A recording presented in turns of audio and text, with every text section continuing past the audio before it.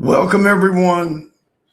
Once again, I'm late. I'm a couple of days late. I'm trying to get my schedule right and all that kind of stuff. Look, I want to welcome you to our broadcast this evening on Thursday night. Welcome to the Stovall Weems show. And you guys are in for a treat. I want to say that, well, I wouldn't call this a treat. I would call this a disturbing a disturbing view inside the mind of a disturbed person. So we've got a lot to look at tonight, and I'm trying to get my nightly schedule right. As I said, our goal is to go to Tuesday and Thursday, and I've not been consistent with that schedule. There was the cyber forensics class, and a whole lot has changed or come into view over these last 2 weeks. And so we've had to reorganize somewhat. We've had to consult both attorneys and the legal authorities on some things, because what's fallen into our laps these last 2 weeks, this is one of the things, but I would say the last 2 weeks, we have had more things just come to us, information, people, dots connecting,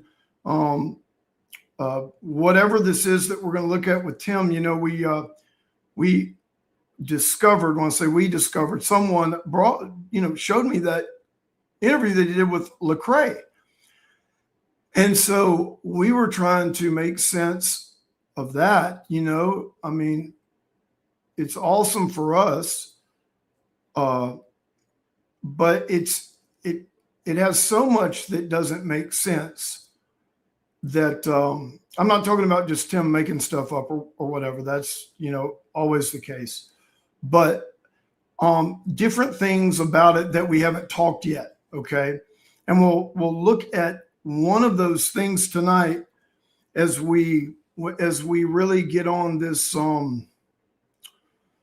Well, I'll let you guys be the judge. I'll let you guys decide what's going on. But there's a lot to get to. But what we found was there's five more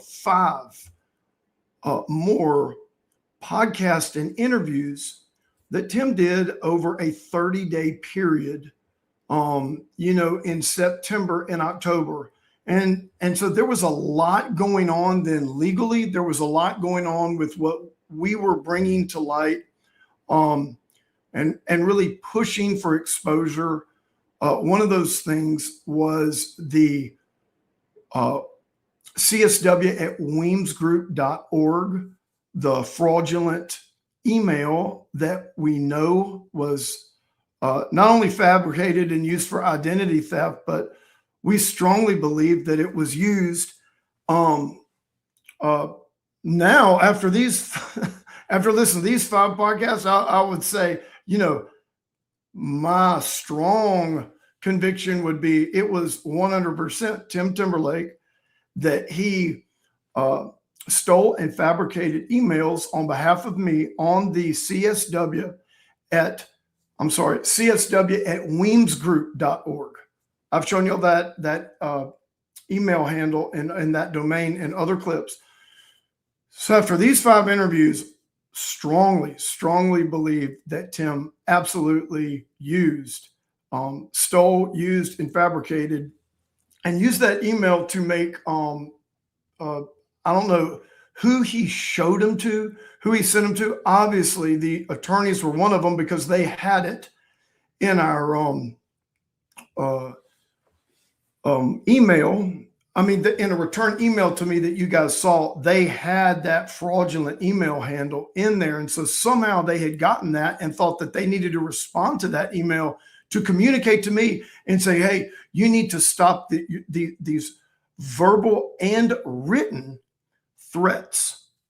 And so that, email fraud, what we also found out this week is we really dug into the things, not the computer hacking, not all of our challenges. There's so much crime.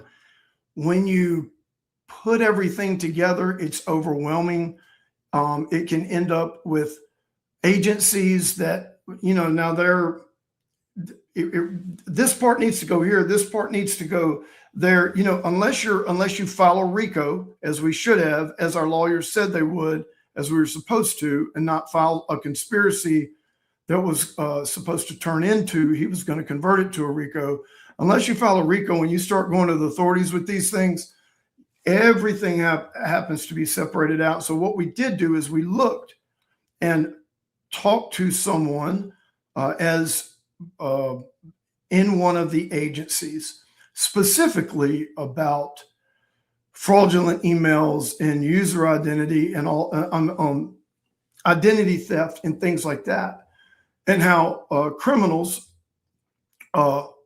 like Tim allegedly use those things and all that kind of stuff, and how to prosecute that in a singular way. So what I am going to ask you for tonight, besides like, subscribe, and all the stuff that you're supposed to do to help support someone's YouTube channel, and we feel like that this has a big purpose. We are not getting off the what we were on, going through some of those very emails and talking about Sidley Austin LLP and these attorneys. I did send them those letters that I showed you guys. We're not letting them off the hook or arc. I think what Tim just did, it just says a ton, and we're gonna have to go through it. I don't know how many episodes all his false statements in these five interviews in a 30-day period. I don't know how many it's going to take. It's going to take a lot. But we're going to get back to the ARC, Sidley Austin LLP, and their attempt to legalize clergy abuse and legalize racketeering and defamation if religious leaders do it. Everybody else, they'll get in trouble, go to jail, or be civilly liable. Not these religious guys. They have an elite privilege they're above the law. So they don't even get looked at. That's what ecclesiastical abstention is. Okay, so we're getting into all those things. Let me say hello. Yes, hello, John and Annika, Yeshua Chaser, MB, Life, Love, Legacy. Good to see you. AWS 0698. I'm so in my computer mind. That's a thing of the AWS servers.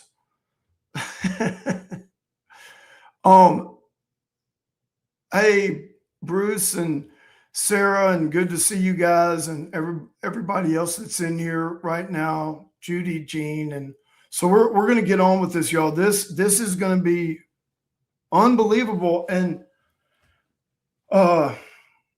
we need help. We need help to make sense of this, and then also as we keep doing these episodes, I'm confident that somebody has seen or heard of one of these written threats, a threat by me, and I'm confident that there are people out there that have seen emails or heard Tim or someone talk about emails where I was making some kind of threats, some kind of bullying, and calling him certain things, which we'll get to in some future episode, or we might get to it in this one. But I'm just saying what I hope one of my purposes in bringing this to light, and it's not just exposing I don't even know what to I don't even know what to call. I'm not a psychologist. I don't have the right name for this. If you gave it a spiritual name, you could say a false prophet, but I don't think that's accurate, because a false prophet has to do with like the prophetic. even a false teacher, right? So it has to do with twisting the word of God and things like that. But I don't know the name for someone like, I'm talking like, this is documented reality for thousands and thousands of people on hundreds and thousands of photos and documents that are on the internet and easily accessible. And so to get up there and publicly just try to say that that reality didn't exist, I don't know what that is. I mean, it's a liar, yes, but I just think it's far more disturbing than that. So we're going to look at this, and we'll make sense of it, and then I'm going to get y'all's feedback on stuff. Okay, so let me start. Where did I put let me start with this clip. I'm just trying to. Okay. So, okay, here's the Lecrae. Okay. I'm going to try something new tonight, y'all, because I've got all my stuff filled up. Like, maybe I can show y'all just my computer and the 150 documents and photos you're not going to see because we had to pull. You can only take like 20, and I don't want to keep y'all here forever. Okay, so let's try this. Let's see if I can do this. This will really help if I can do this. Let's go to a screen share. All right, let me see if we can do a screen share. So let's go here. Let's share screen. See if we can do a window. There we go. All right, we're going to try this. You ready? So we're going to have to play this over and over so you can just hear this and let it sink in for what it is. I'm navigating this tension of trying to lead a community in a season that no one has ever experienced before, to a community that does not know me. Okay, this is a clip, obviously, from the Lecrae interview here.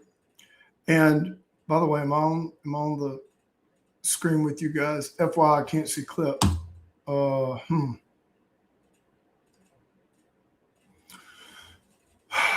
here we go. Is it there?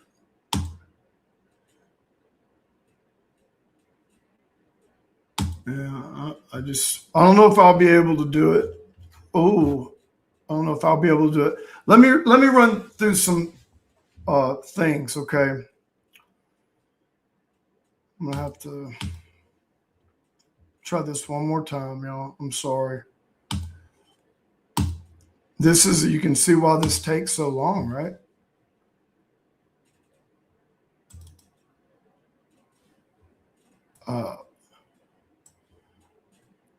Okay, so I got it pulled up. Okay, so here's my window. Now it says, okay, let's try it. If y'all can't see this, we are in. Oh.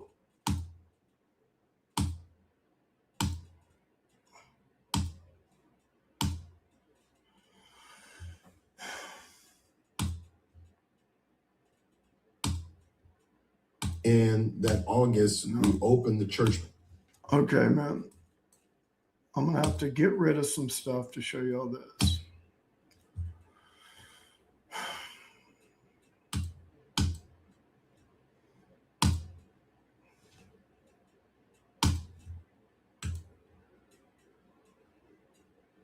Oh, all right. It's going to be good. And that August.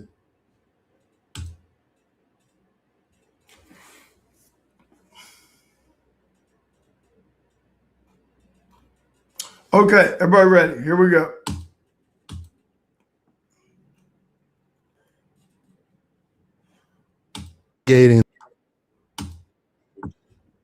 Trying to lead a community in a season that no one has ever experienced before to a community that does not know me. Of trying to lead a community in a season that no one has ever experienced before to a community that does not know me.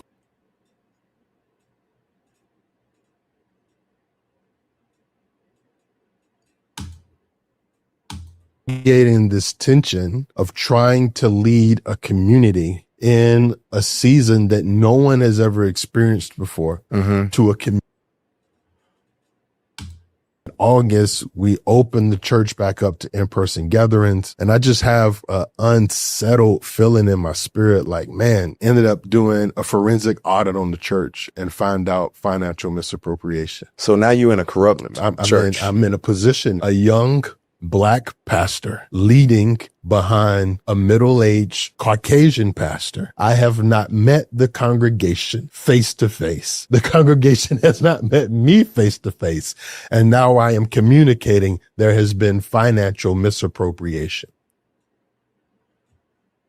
Let's hear that again. In that August, we opened the church back up to in-person gatherings. And so he's talking about COVID. If you watch this clip, right? So it's talking about COVID. This is 2020, right? We can't have in-person gatherings, and we're opening the church back up in August 2020. All right. I just have an unsettled feeling in my spirit, like, man, ended up doing a forensic audit on the church and find out financial misappropriation. So now you're in a corrupt church. I'm in a position, a young Black pastor leading behind a middle-aged Caucasian pastor. I have not met the congregation face to face. The congregation has not met me face to face. And now I am communicating there has been financial misappropriation. I have not met the congregation face to face. The congregation has not met me face to face. This is August 2020, coming out of COVID. And the first thing that Tim has to do is communicate financial misappropriation to this congregation that he doesn't know. 2020. Okay. So now let's move on to a few more things. Okay. So where do I begin? I'm just going to start going through these.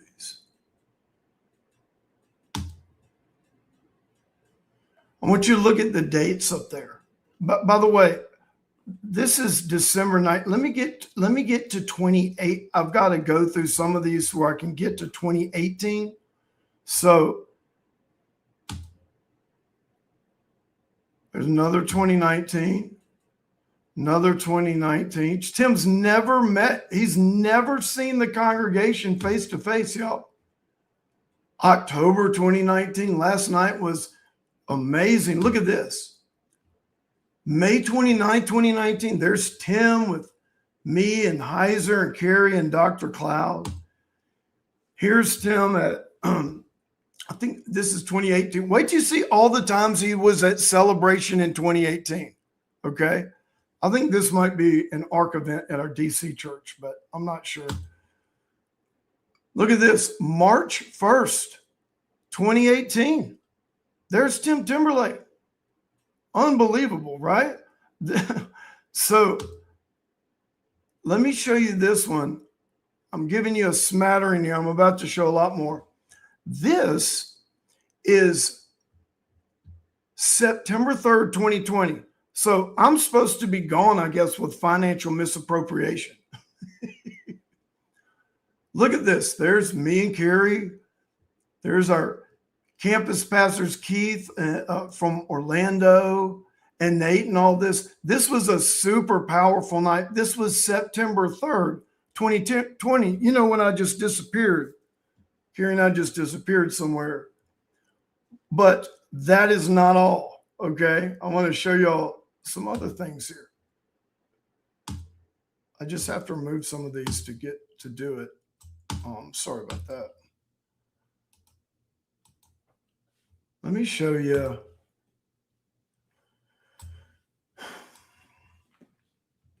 I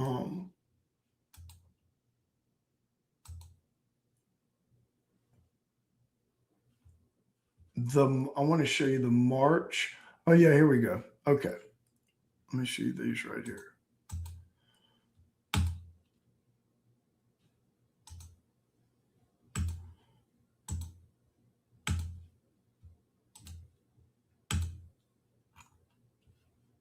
Hang with me. Hang with me. Okay. This is there.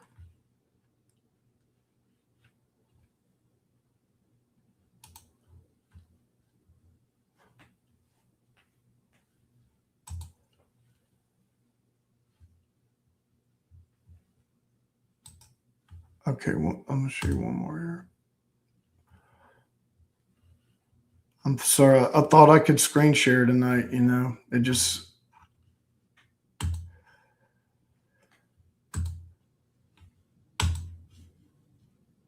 show y'all some of these here. I've got so many on 2018 of him. Where's that? Do we have that clip? There's a video clip of him. Maybe it's in here. Okay, watch this.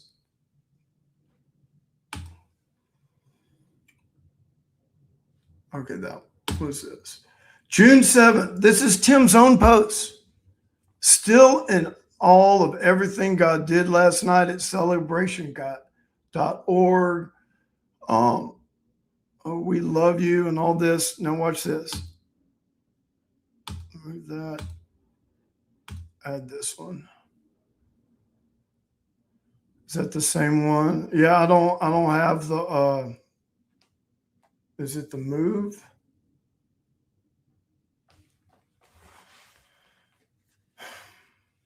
Yeah, I want y'all to see the clip of this.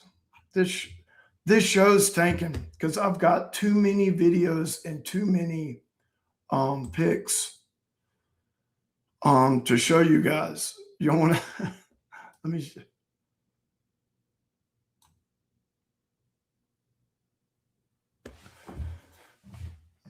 What is that? If our host, if anybody can load this up, can load that up, or I can go get it. But I'll at least show you this.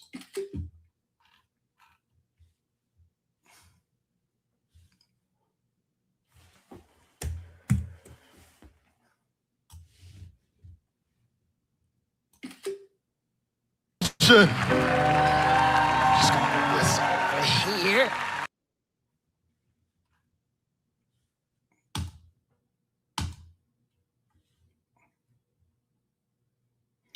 Do we have that? Can you put that one on? Just gonna move this over here. Celebration. Just gonna move this over here. It's good to be back. I don't consider myself to be a visitor. I consider myself to be family.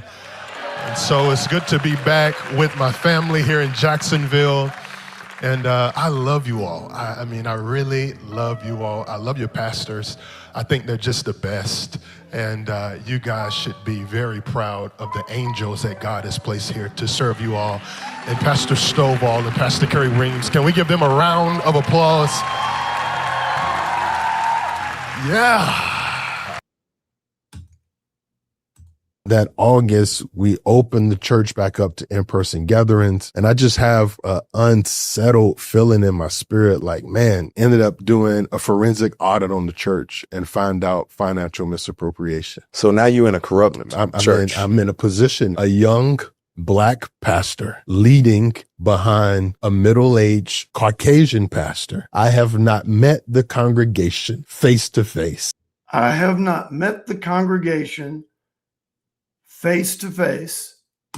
Celebration has not met me face to face. Just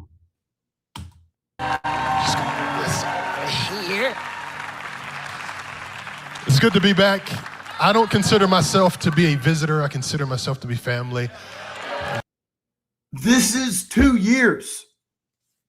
2 years, everybody. Before all, this is June 2018. Okay. And the videos that I could sit here and show you tonight, of clips. We're going to look at a bunch of I want to show you guys, what, not only what was happening, what Kerri and I were doing. I'm going to show you, the structure, what the word, what transition that we were doing, because let me say it this way. I have never gotten so much feedback from people, like just people that went to Celebration Church, who were really upset when we put that clip out on social media with Tim saying that we disappeared, and poor Tim's left you're about to see what Tim was doing and what Kerri and I were doing.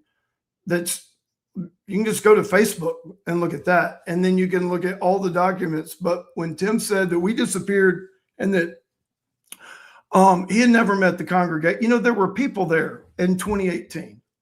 There were like, let me get this. Where is that? Yeah. Like, let me show you.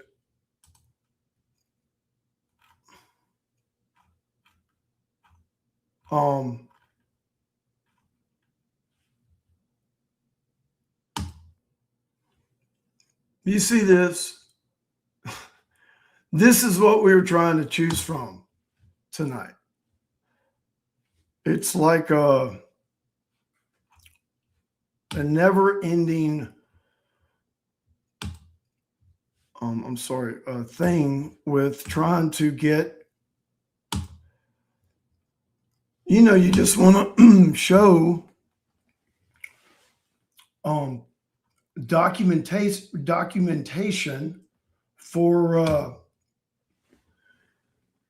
see up there on this timeline, 2018, 2019, then you get to 2020, then you can get to, there's a whole separate, where's that 2018 file? There's a whole separate 2018 file. Listen, this was literally like just picking up my phone, going to Facebook, and a few people sending me things. Here's another thing I want to show you guys, and I just hope I can make this work. If not, you can go see it yourself. But what it is, it's our Facebook. Kerri and I had a Facebook page that somehow, I'd love to get it back somehow. It was stolen like many of the things. Let me see if I can get in it real quick. But if I get in it, I don't know how to show it to y'all, but I could do something. Okay. Let me see if it's in here.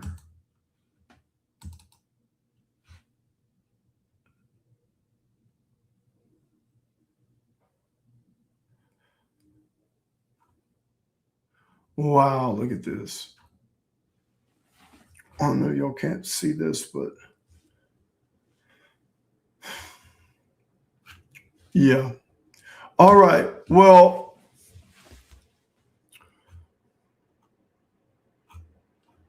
yeah, what I want to say is I need to figure out how to screen share so I can scroll these things.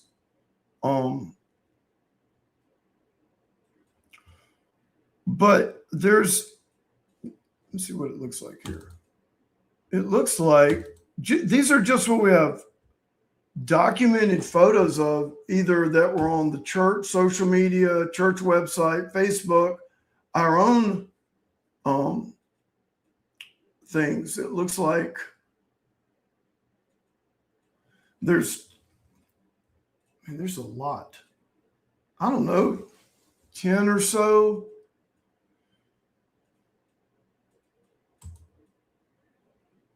And then, did I show you the pastor appreciation pic? Did I show y'all that? Let me show y'all this one.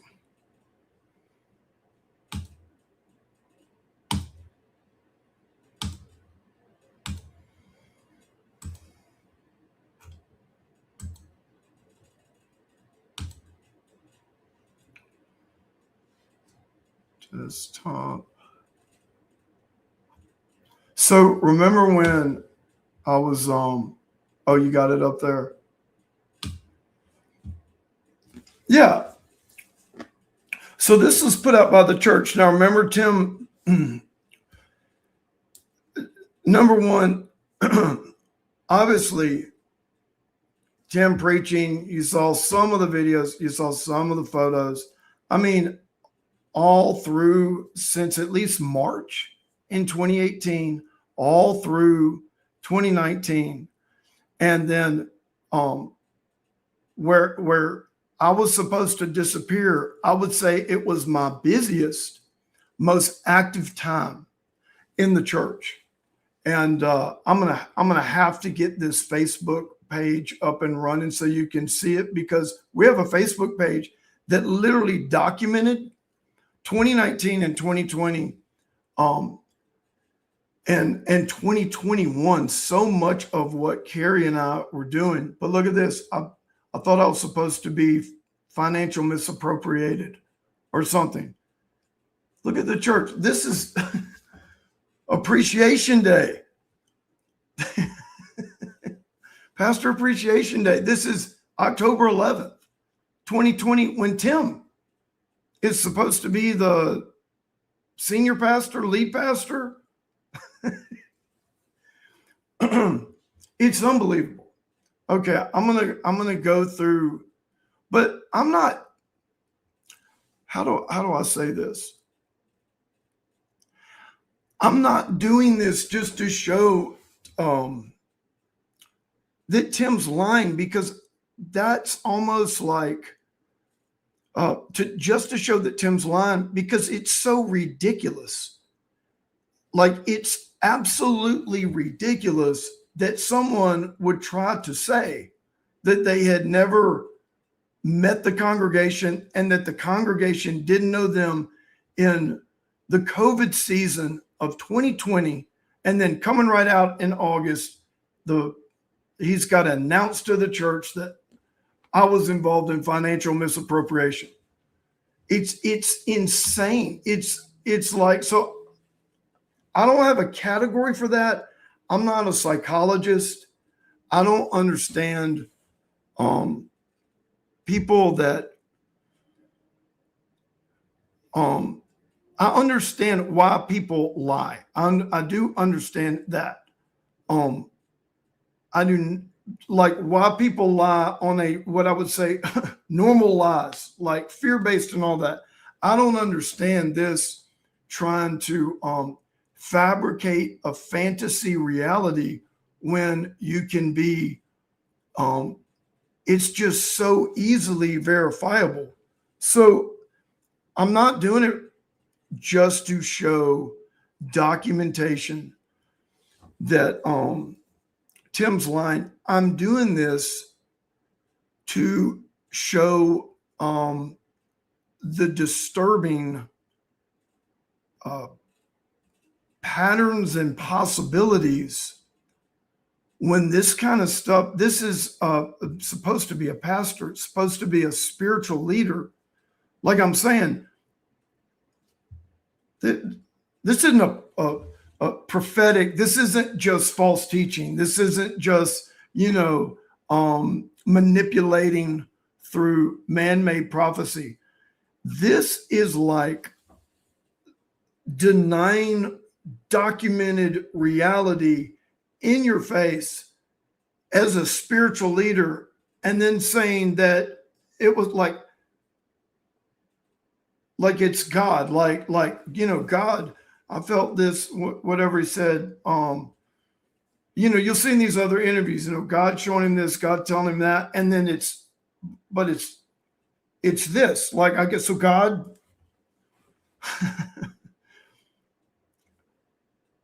showed Tim a fantasy reality in 2020 in which he had never met the church, and the church didn't know him, and he finds financial impropriety, and that's the first thing he has to say to him. That was, does he think God showed him that? Does he think that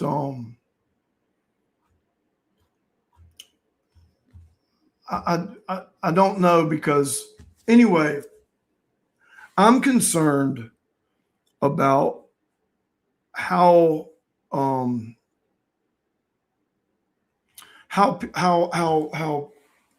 I guess I'm just concerned where's the line going to go, where's it's going to end. And I know with this type of bizarre cult-like behavior, they usually don't end well.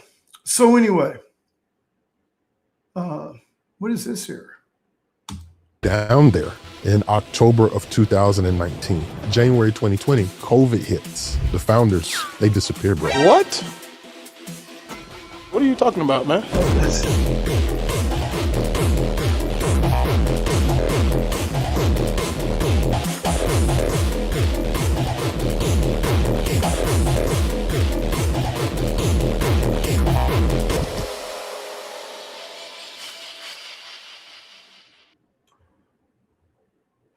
Where is, I'm looking for something, y'all. Okay, let's go to, let me show y'all just 3 documents. These are going to be busy, but I kind of want to show you the executive function that Kerri and I were doing.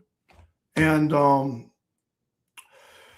you'll see Tim's job description in here. This is really kind of for another interview that he did, talking about this, but he says it in Lecrae, we just disappear. I would say that 2020 was the busiest, hardest. Obviously, we were being sabotaged behind the scene. We didn't realize it yet. It was the busiest and the hardest season of our lives, because we really wanted to get the church in a really good and healthy place. Watch. Because we were not scaled for where we were. And you're going to see this here in just a moment. The transition. What was the transition? The transition was not Tim. The transition was the organization scaling to function as what it was at that time, what it has become. And that was a global international ministry with multiple arms, from restorative community developments to behavioral health clinic, and the outpatient, and the Bible school with Dr. Heiser that we worked so hard to get up and going, that was doing absolutely great. Awakening TV, Honey Lake. We had our national campuses, regional campuses. I'm gonna show you this. So, you know what? The organization was in transition, not just Tim. There were about 30 to 40 people in transition along with Tim to their a new role or a restructured role because of where the organization was going. And so that's if you look right here, okay, what is this? Lead pastor, City Jack's pastor. This is so this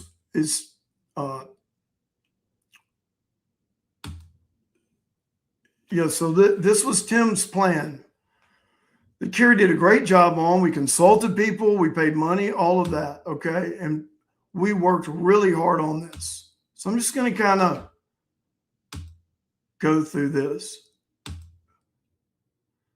So this was it's really 3 years. I think the part you just saw were 2 years. It was 2 to 3 years, depending on how you look at it. And so what is this? Yeah, so here's there might be some duplicates of this or different. This looks like the executive function. Let me go back because I want to take you down to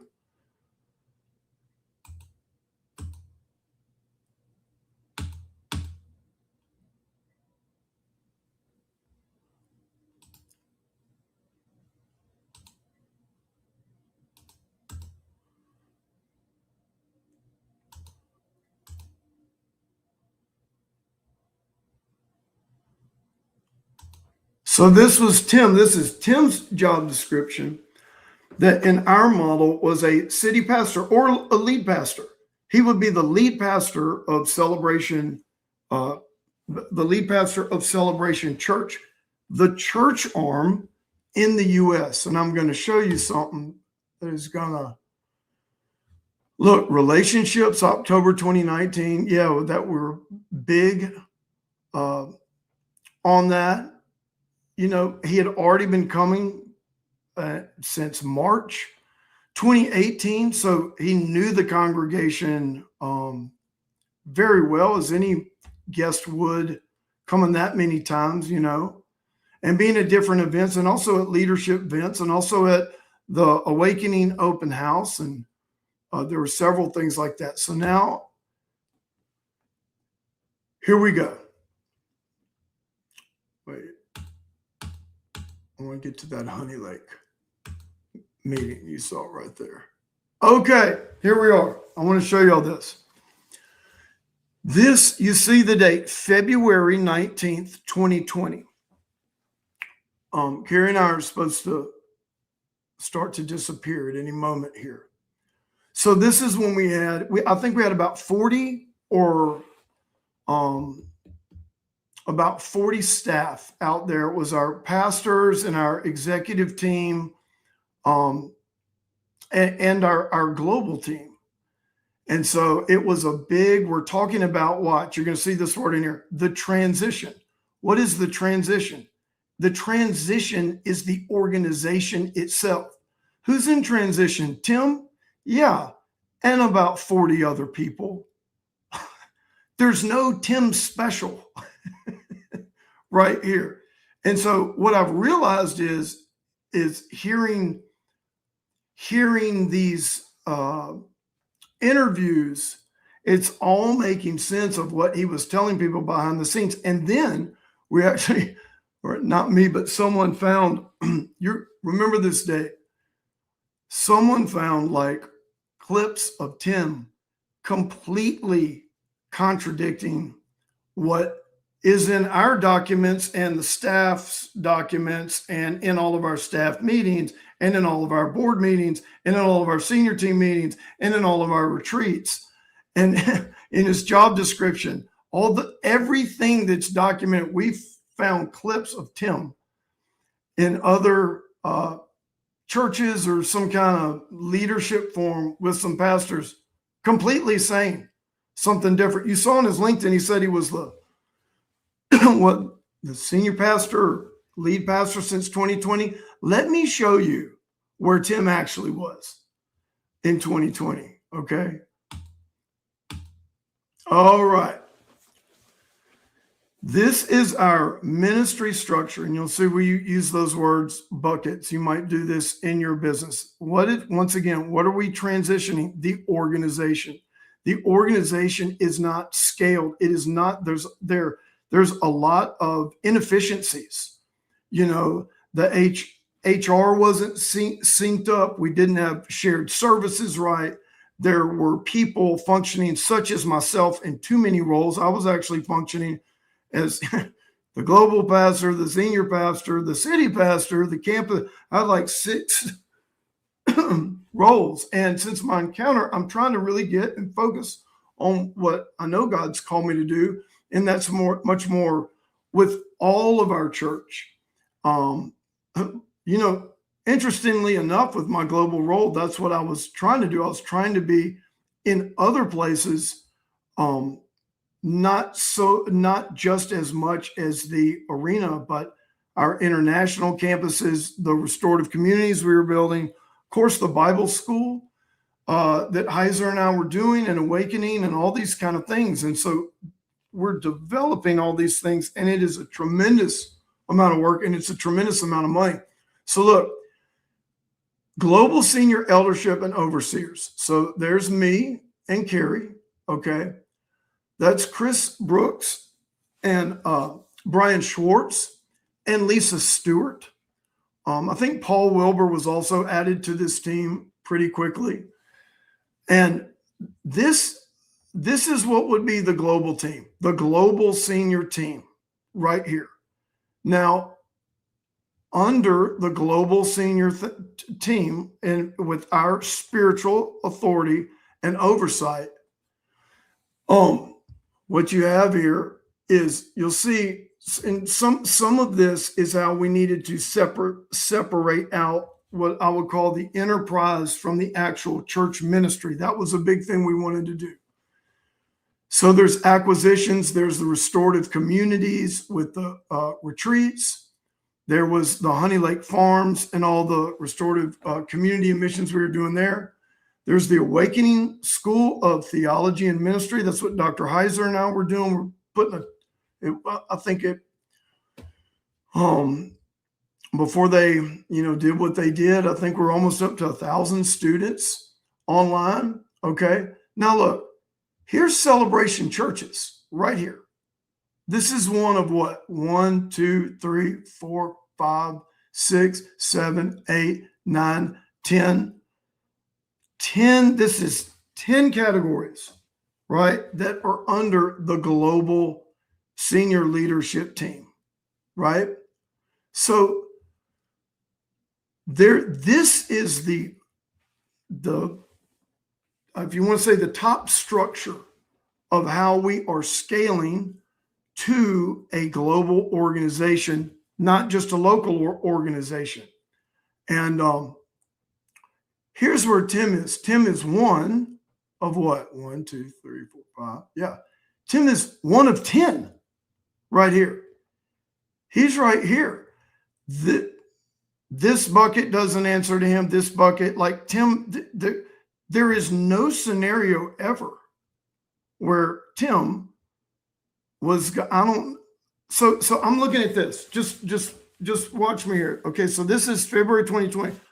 There's 40 people at this meeting, by the way, right? And you're going to see the executive work that we were putting in behind the scenes with this. I'm not going to bore you with a ton of those documents. I just want to show you a little bit of them, though. But what you'll see here is, we talk about what these are, right? I mean, this was the simple outline of what we broke out. Okay, there's our campuses, there's international, what we felt like we could do soon, all this kind of stuff, right? All right. So then what we now here, right here, the transition plan outline. Okay. So what we developed was transition plan outlines for each of those buckets. Right here, we're looking at the lead pastor of Celebration Church of Jacksonville. So this is what we had hoped for Tim.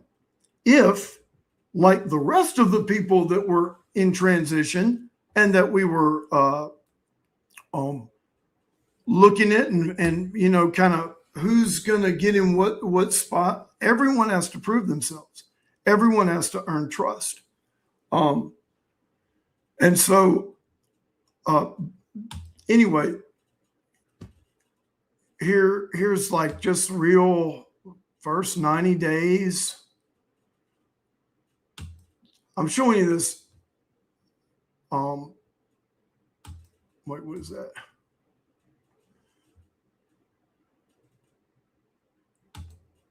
Oh yeah, those were those, I think, these executives. And she's also going to be getting to Lisa Stewart with her. There's one for Lisa. There's all these transition. There were transition, obviously for me, but you guys might remember, how Carla and that old team went over to Awakening. A lot of people went to the Missional Honey Lake one. A lot of people with Project Africa and with International went to that one. We had with the restorative communities and how we wanted to bring the for-profit sector and the grants and Truist and all that into these community developments that had equity. That's what we were doing Honey Lake for. I mean, it was a really, it was really something. And the whole story, that's what you're going to see in a second. Am I boring y'all? I probably am. I see people dropping off. But I could just, if I showed you this, here's Kerri, the human resource. I mean, they're talking all about these. It's all about the different transitional components of the church. And then she's going to get into other stuff, right? What's this? Here's more. Yeah, here's the lead pastor, city pastor, Tim's job description. This is in like 2020. Like, it's still, things are very as we're doing this transition plan, it was a very thorough plan. Now, I've got to show you all this. I got to show you where this came from right here. Y'all remember this? Encountering the Messiah. So look at the date.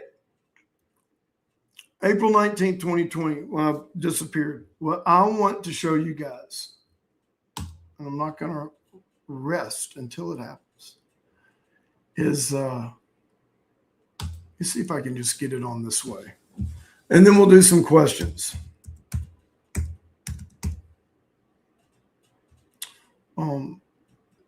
Because I've got to get these in better slides and things like that. Okay, so let's just go here and so I can go here. I've just got to show y'all this. Huh.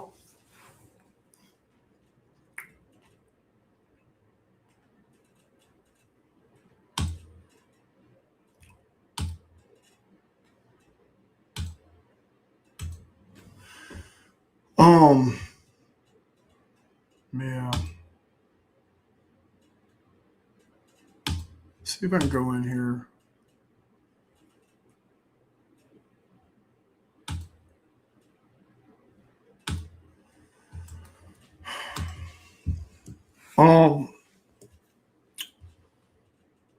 Why can't I just do Stovall and Kerri Weems Facebook? What I have to sign away my life to Meta. Okay, here we go. Yes. All right. I don't know how to show y'all this, but I'm going to try it this way. Don't leave yet. Don't leave yet. If I could share screen, I would share screen it, but I can't.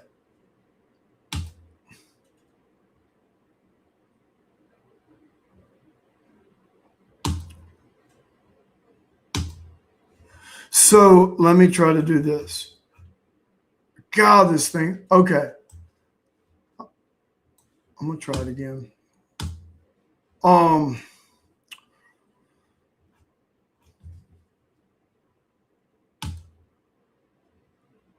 Share screen. Is there any chance? Please share. No share. If I move. Now let me try again.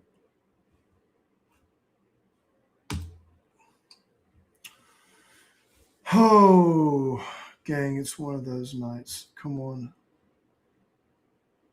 Why does it say stop screen? I'm not even sharing the screen. Okay, last time.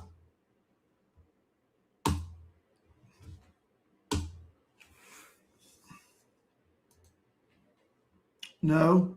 All right.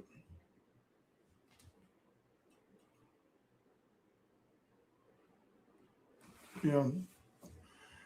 Okay. Well, then I'm going to take a picture of it and show it to you guys.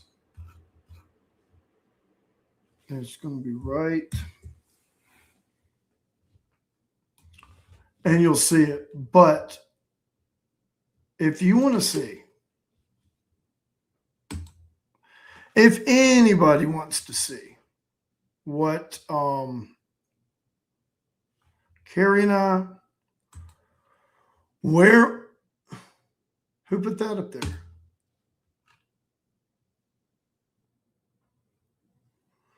Okay.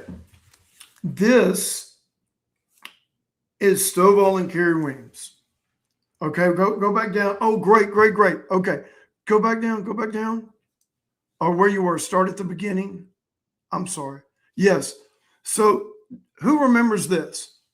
Whole story weekdays, 9 a.m. on Facebook and YouTube. And then our church in your home. This is all during 20. This is the mysterious disappearance of Stovall and Kerri Weems. Okay. We were more engaged, more at the church, and did more teaching than any other year in our lives. We did more with the executive trying to get the church ready. The reason why I'm saying that, I'm not like, oh, we did all this work. What I want to show you guys, it's going to come back in another episode about why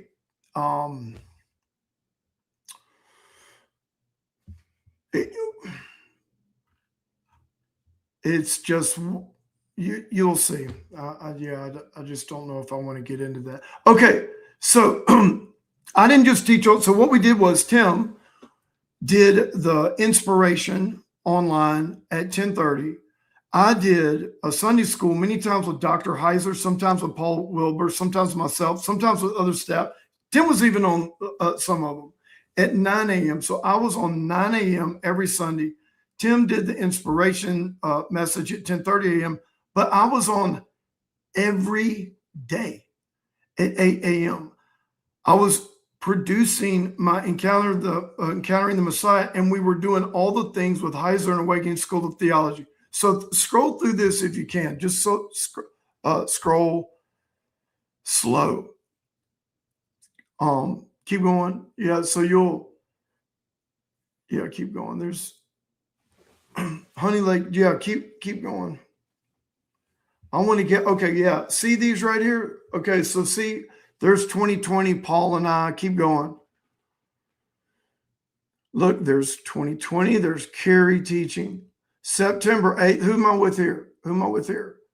I'm with, Paul from Brazil. Oh, look. There we are again, September 2020. Interesting. Okay. That's anyway, if you keep going, the love of my life, Kerri Weems. Okay, stop right there. I hope that some of you remember this. This was the whole story. We were doing a lot with the Bible Project and with Dr. Heiser as well. And this is what we were given our all to, and starting Awakening TV and the Bible study. All of this content was for the church. That's why we preached it to the church. That's why we did the Bible school for the church. That's why Dr. and Heiser, we were getting, for lack of a better word, Sunday school. That's what we were framing out in this 2020 while everybody had to, stay at home. We were more with the staff, more engaged than we had ever been. Okay, keep going.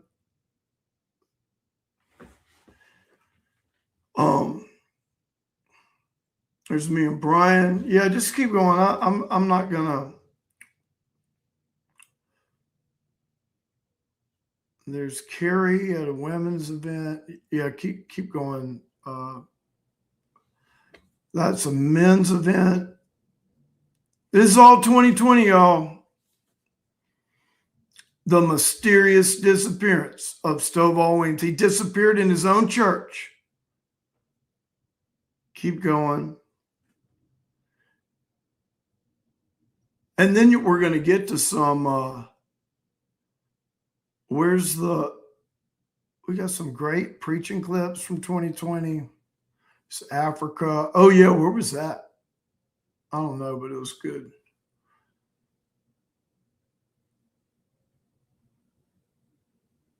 There's Rashad. I'm so sad with what happened to him. Oh, wait, stop. Is that June 30th, 2020? Just disappeared. Poor Tim carrying all the weight. The reason I'm showing you this kind of work is because what the documents are going to show and is behind the scenes what executive staff were saying, like, I'll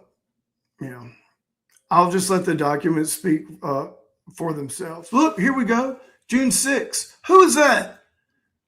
Wait, is that Tim? I thought I disappeared. I thought that yeah, go back to there's Biggie, my dog. But anyway, if you just go through it, I'm not gonna that I think that's plenty. But if we could just keep going. What I'm trying to say is this is on Facebook. So what I'm asking is all of you, oh, look, there's me and Tim teaching together at Pentecost in 2020 when I disappeared.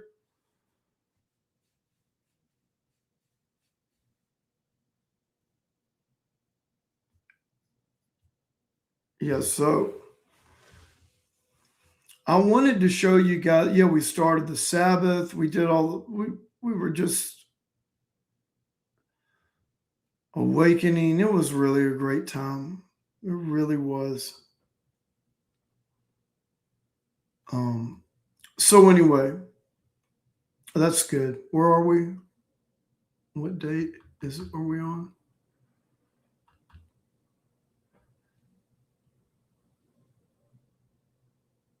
Yeah, that's what we do. That was actually, I'm pretty sure that's we converted that upper room. I taught a lot from there in the sanctuary. We had all these great teaching things. Those were all the new resources we were doing with the church. I was teaching to the church, getting people involved in the Bible Project and Dr. Heiser, sound biblical teaching. Look, we had all that prepared, the church in your home. There's Encountering the Messiah. Yeah, you could just keep going on. I mean, if you just, all of this is all the things we're developing. Didn't do any of this? Tim. Who wasn't so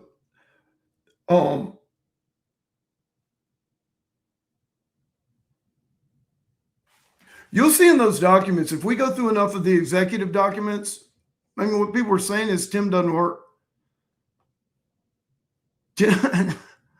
But the reason I'm cautious about saying that is because I'm done just saying, if I don't show you a document or a photo or a timestamp, then there's no use in me saying it. And what I would ask anyone to do, if anybody tries to argue, oh, look, is that? Yeah, that's Tim in January, guy who preached during the fast, I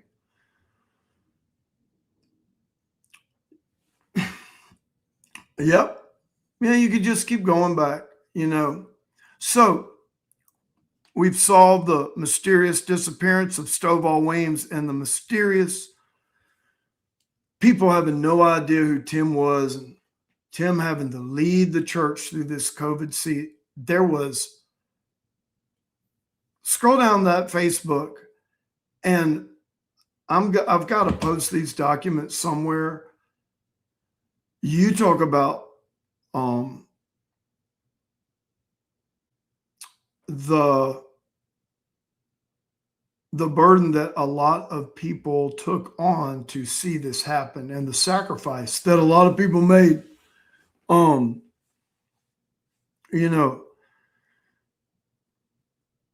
Tim wasn't one of them, obviously. And that's what the document shows. So what I'm saying is, if anyone wants to argue about this, I'm asking you not to argue.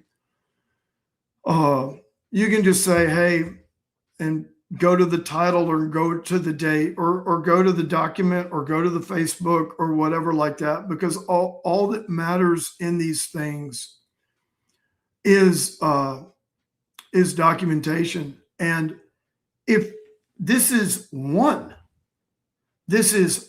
statement of about, I don't know, there's at least 50 completely false statements in these interviews that are not subjective. Okay. Like you saw this 2020 year, whatever this thing meant. So if you're not the lead pastor, how can you do, if you're not over the church, how do you announce to the church financial misappropriation? And what Sunday was it, by the way? I showed you about, I was preaching at them in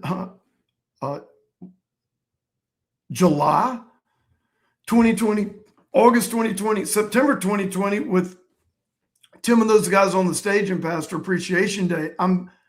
It's absolutely insane. So where's this what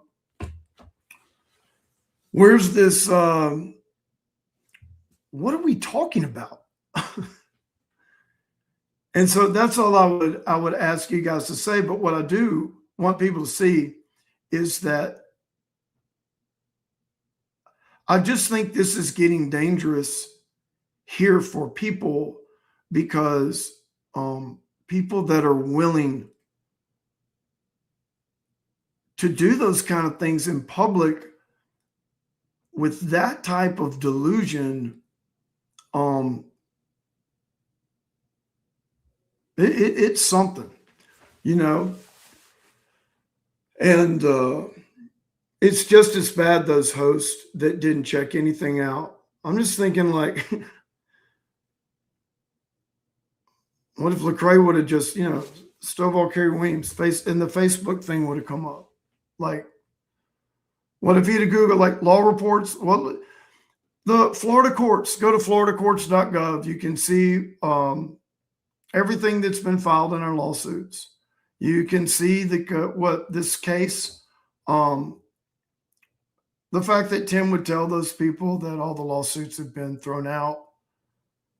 I just don't understand that. What are they going to do? I'm inviting all of y'all to the trial.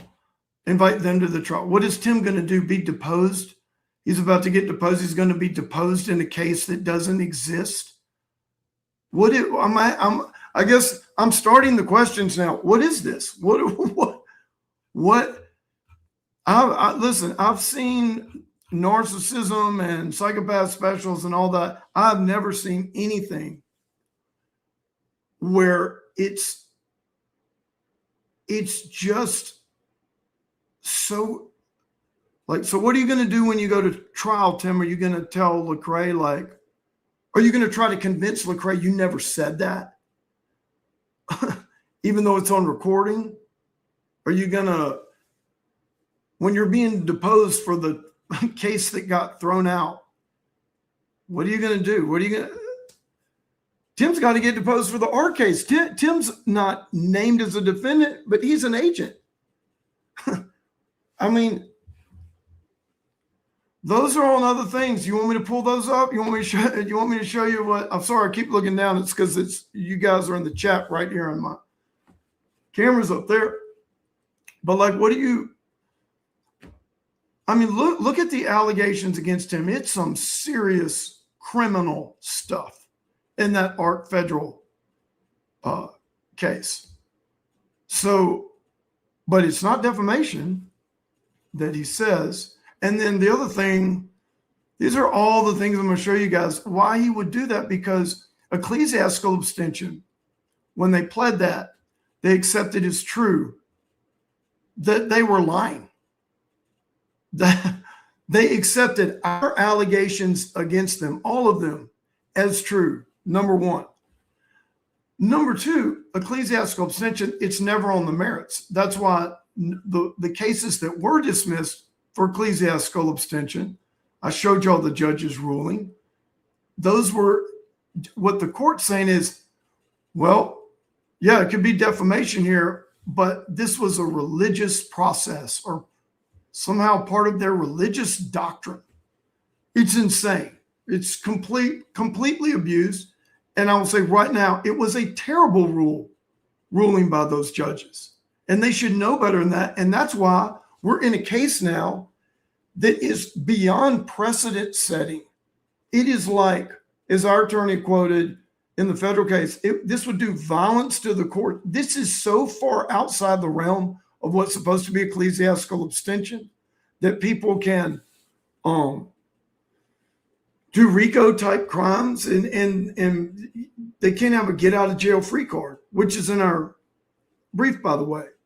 So when things are dismissed for ecclesiastical abstention, it is not because the claims defamation or conspiracy didn't happen.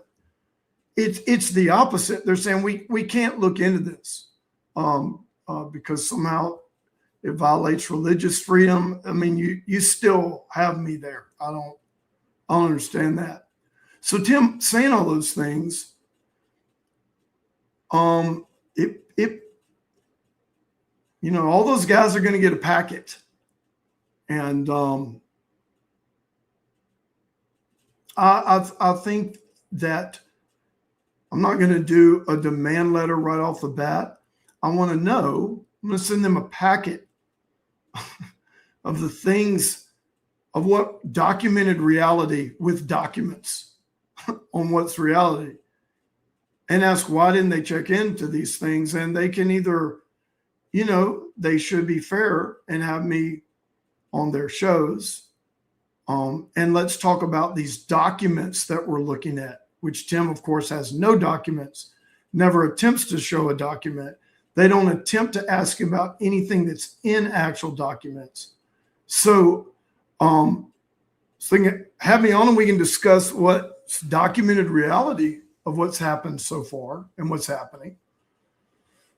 Or, those guys helped him, man. They helped him defame. And by the way, ecclesiastical abstention is a very narrow timeline.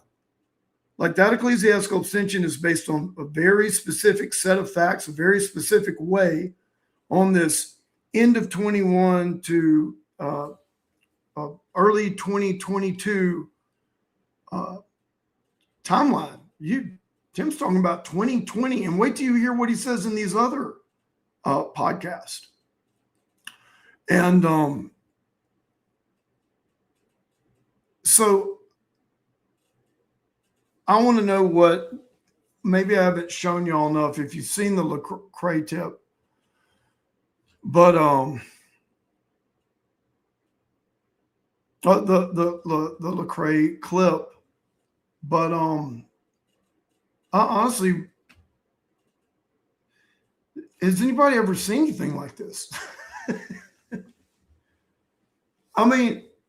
We've talked to several, they're psychologists, or they kind of specialize in narcissistic behavior or group mobbing, so we can understand what we were going through.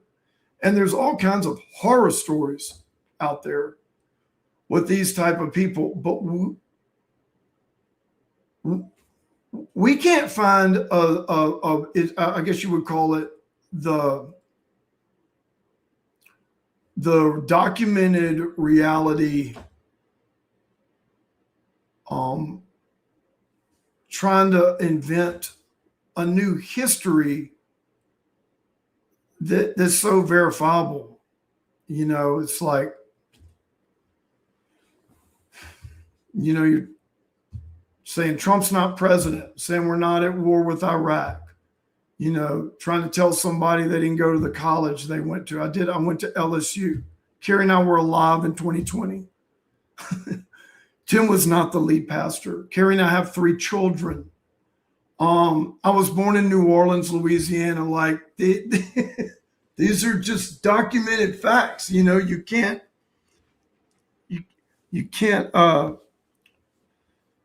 to go all out in public against like just a standard documented fact is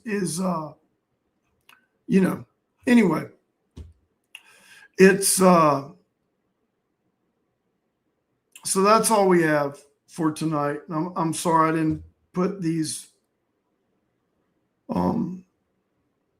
together better, and I wish that, and I knew no one was going to be surprised by this, but there are a lot of people out there when they see these things, because I guess they weren't an insider or they went to Celebration and they're not really following me or like keeping up with things. When they see these things, it means a lot to them because it's part of their history and it's part of their story and it's part of their reality.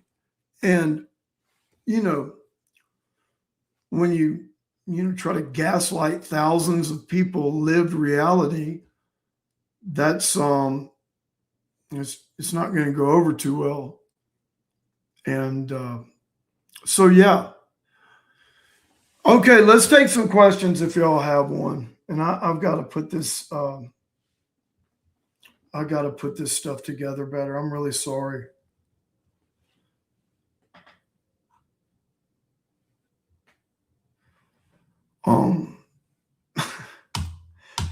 I was thinking about those. I'm looking at the Facebook, with the whole story. Did y'all see that production crew I used to have? Do you see how all of the?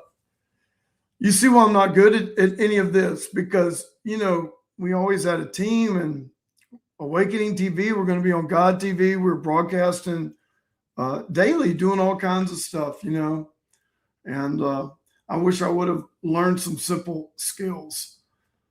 All right, let's take some questions. Of course, didn't have the. Of course, yes. There's no way Tim had the authority to order a forensic audit. Anyone who understands the megachurch structure, or even business structure, yes, he wasn't even an officer. Like I showed y'all the staff, the lead team meeting he was at in February 2020 with 40 other staff, where we went over that org chart. Tim is like the transition, he keeps trying to say the transition, all this kind of stuff. The transition was not for Tim. The transition was for the organization that included all of us. What was I transitioning to? You saw that global level up there? I was trying to just function in that and not 6 other levels down to the campus pastor. So there were rumors out there like, oh, he's just leaving. Leaving where? What am I going to do? Walk away from 24 years of everything that I built? Where am I going? Under the interstate on a tent? What is like even those services there? I'm announcing to the congregation all those times you see me preach in 2020, and then in 2021, as I'm doing a whole lot on that Awakening TV to the congregation at all of our locations. You're constantly hearing me talk about, you see those other, where we're headed. Where were we headed? This global level. So what are those? Those oversee those 10 buckets. And where my focus was these restorative communities, the Awakening School of Theology and Ministry. I really wanted to dig deep in the Bible and focus on missions. I didn't or shouldn't be doing so much of the day-to-day executive work of the church. And so the entire organization was in transition. Tim was one of many. This was never about Tim. Of course, he could never order he wasn't even an assistant to an assistant of a vice secretary in 2020. It's like, and what he was over, you guys just saw what he would be over, was one of those 10 buckets, which were under not just me and Kerri. There was a global team that he was on. He was going to be under Lisa. He's going to be under Brian. He's going to be under Paul Wilbur, because we believe in authority and we believe in accountability. So the fact that he came in and he's now saying, we vanished in 2020. No one knew who he was. He comes in August 2020 and announces to the congregation, like, who does that, y'all? Who fabricates stuff like that? Like, do a better lie. Dude, that is like, oh man. Yeah, it's really disturbing. Yeah, they disappeared. Yeah. We did every morning. Every morning we were it was church in your home. And it was all of those things. And I really enjoyed engaging. I really enjoyed because Mike, we brought Mike in, and Mike moved to the church and he had an office and we had that whole story studio. That was awesome. We had the upper room. We did a lot there. I did a lot there with Paul. We did a lot of these global online gatherings. And, it was a real special time. And, oh,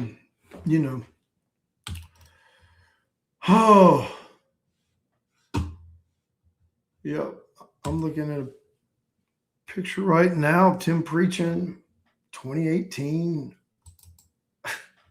Another one 2018. Y'all saw that clip. Another one 2018. Anyway. Yeah, that's really what we were hoping for him is we needed someone who could carry the pulpit, and initially I thought that he could do it, and the church liked him, we liked him, Ark liked him.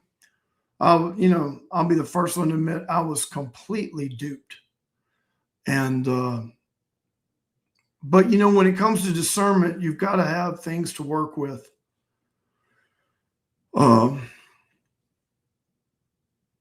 And yeah, there's I want to get back to the other question too, but if I'm going to start another church, like not like I did really what Kerri and I have been doing since Awakening is we've been having, we need, we love the church and we love Bible study and we need fellowship. However, due to so what happened to the ones that we were doing? Well, those have kind of gone into a discipleship group. They've been hacked twice. They've been what we did with broadcasting and gathering and all that. They shut down all our stuff with 2 hacks, and it was bad. And I'm dealing with the last one right now with Comcast and the FBI and all of that. And so that's why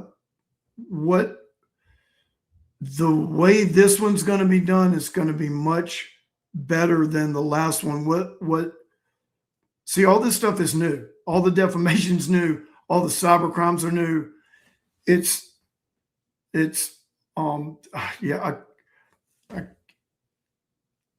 They've had ways to try to take what's being done now and through the back channels, I would say whatever back channels they have, somehow link it to this thing that's already in court. But we were able to expose some things through internal affairs at JSO. I mean, I'm starting to get into things like, I'd love to tell you about all these things, but what we deal with on a day-to-day basis would blow your mind. I wish I could just say it all, and you're gonna know it one day. But I would say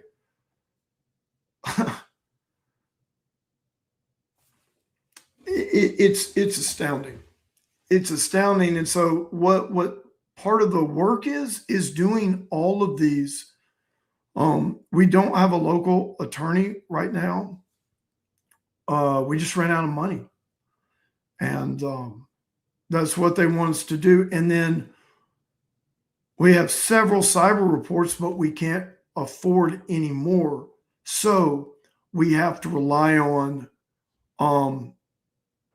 the right people in the right agencies helping us, and it takes time, and you've got to do it the right way, which is what we found out. It's like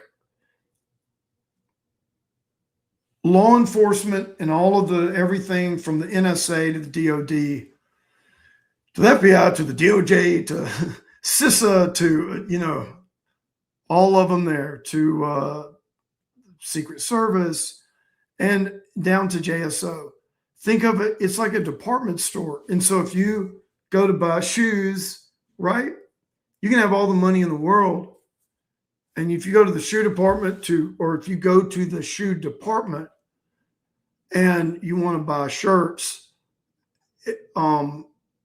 maybe they can get you to the shirt department, but things bog down. And so with us, there have been so many crimes committed.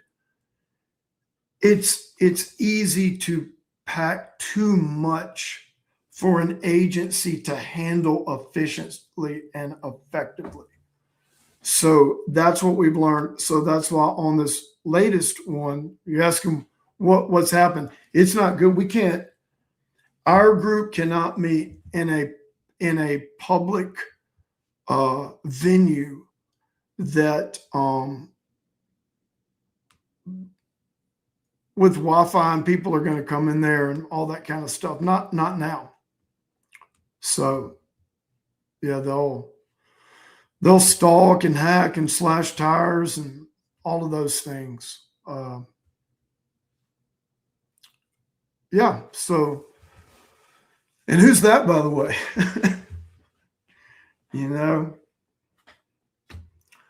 There's a lot going on. And what else we learned is a lot of the things that in our hacks, there's already cases open against them, serious cases, with people using this type of malware or this type of RMM or this type of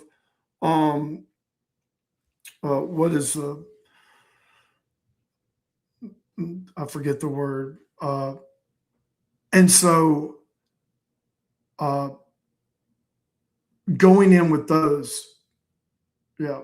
So Tim, that's why I'm saying anything that we can find out from people, if they've seen an email, if they've seen anything like that, heard of that, a fabricated email, stuff like that, it would expedite the federal authorities in these criminal cases.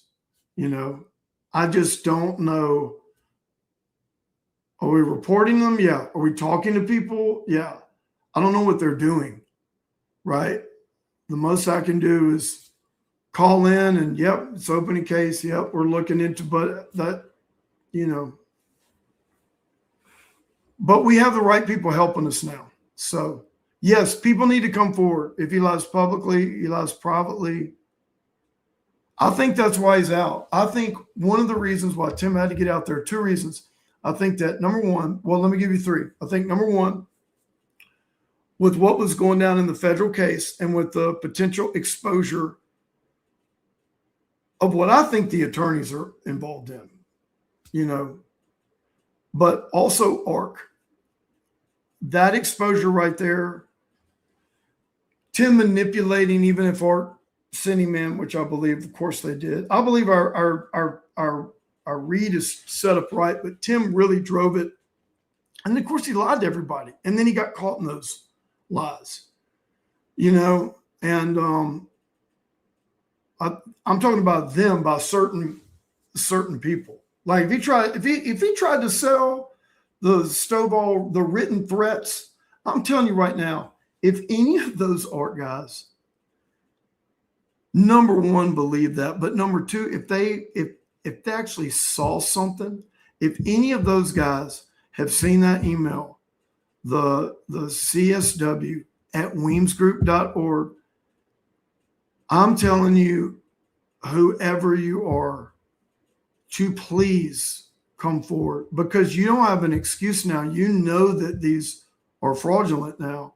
But all those things Tim was saying, like telling people he's senior pastor in 2020, I don't know what that is. To me, that's just delusional. And then he just had to lie to a lot of different groups. So I think what he's doing now is, because he's gotten exposed so much, I think he's trying to make his rounds to get some type of ego congruence, kind of sync up the lies, but he made himself look terrible. These other interviews, the Lecrae one is his best false image, just terrible lies, and Lecrae's about to find out, as well as all these other people. But the other ones, he just doesn't look good. He doesn't, like, even if you loved him, or even if you're like pro-arc, or you don't like me, when you see what he says in there, it's just not good. It's not good for any person to say those things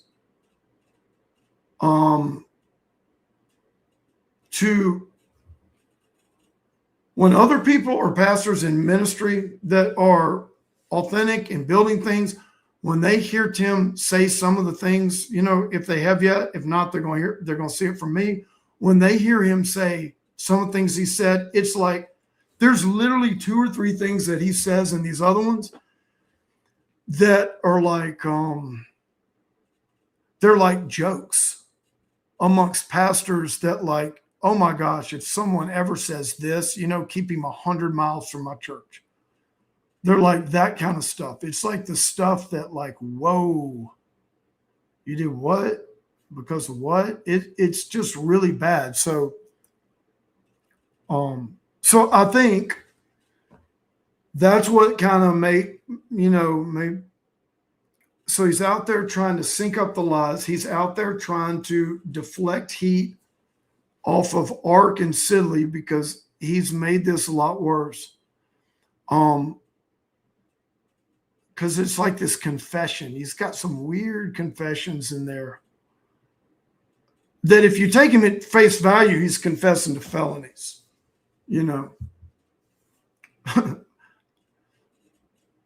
Got receipts. That's right. We got receipts. We've got too many receipts. I got to figure out how to get them on a slideshow into here. You're absolutely right.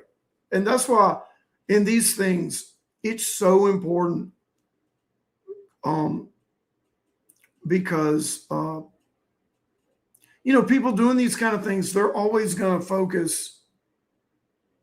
They're never going to defend the fact. They're never going to actually discuss the facts, the documents. They're never going to say, yes, I was at that 2020, February 19th staff meeting with the 40 other pastors. Yes, and I saw the org chart and those kind of things. And yes, the 3-year transition plan. And yes, my job description. They're not going to do that. They're not going to say, address all those photos you saw in 2020 and say, well, I said you disappeared, but what I meant was, I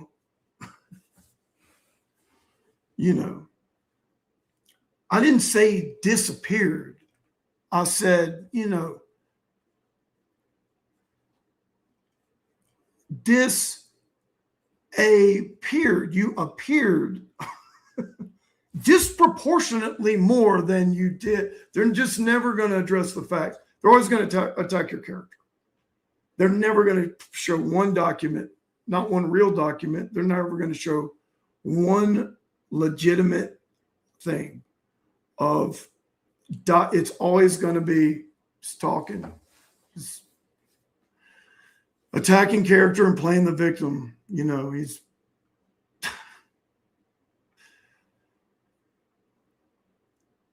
yeah, me too. That's why we want to preserve. We do want to preserve the history. Like, I think I was telling some of you that we'd actually started a while back just for Kerri and I, for our family, for our kids, and for people of celebration. It's a legacy thing. How we like to think of it is we're involved in this church, great church, loved it, followed God best we could. I did get too much into the church growth stuff towards the end, and the Lord showed up. And I was able to repent and come back to my first love and do the things really that I got into the ministry at the very first for, which was a lot of missions, and what the word I would use now is restorative work. And we did that, and the Lord showed up, and we focused, and we were against the system. Now we're out against the very system we used to champion, and the very system that's getting more and more enmity with God. And that system attacked us. And unfortunately, people are attached to that system that Satan uses. Even saying these things about Tim, I'll be the first one to say it is, and if you've ever been, if you've ever had to deal with these type of people, and the whole deny, attack, reverse, they do terrible things, and then when you react to it or appropriately and try to hold them accountable, then they attack you for how you're reacting to it, and then they flip, and somehow they're the victim. That's always the biggest thing. Somehow Tim's the victim in all this, sitting on $100 million institution with all the benefits that he didn't lift a finger for. So, but he's a victim because I won't let him lie. I don't know. Get mad at the staff meetings. Get mad at the Facebook. Get mad at all the photos that. Did I even show y'all this one? I got to show y'all this one. This is one of my favorite ones. I know I'm not answering y'all's questions, but this is so good. Where is y'all?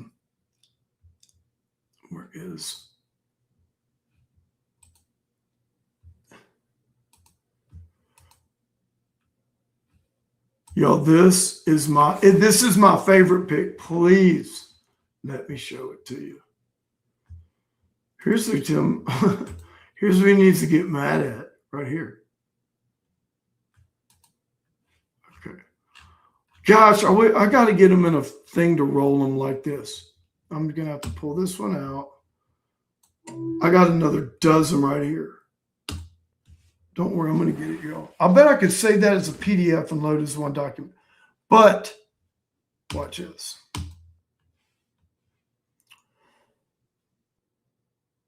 Watch this. We'll go there.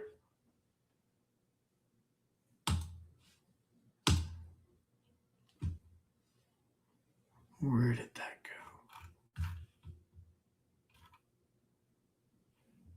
go? Okay, y'all, let's check this out. Does everybody see that date? March 9th, 2021. I'm supposed to be long misappropriated by the forensic audit of Timberlake.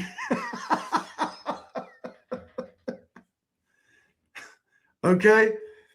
This is March 9th, 2021. This was on Jen Timberlake's story. This is Jen Timberlake, Tim's wife. This conversation between Ed Timberlake and Pastor Stovall Weems is beautiful, vulnerable, and so authentic too. They both are. It has been an honor and privilege to walk out this journey with he and Pastor Kerri Weems.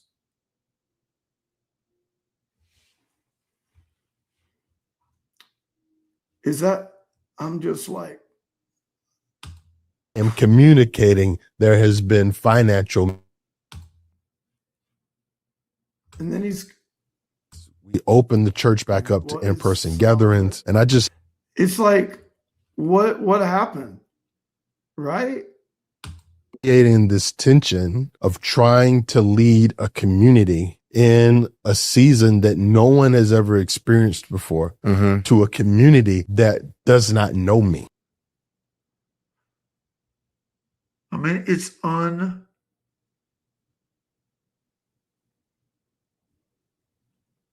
wonder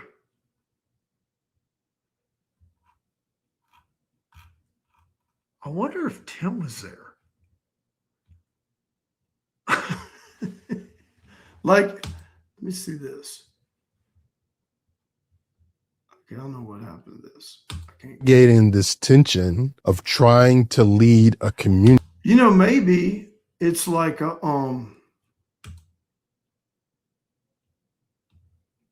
Anyway, you saw that picture. I have not from, met the congregation face to face. And, The congregation has not met me face to face.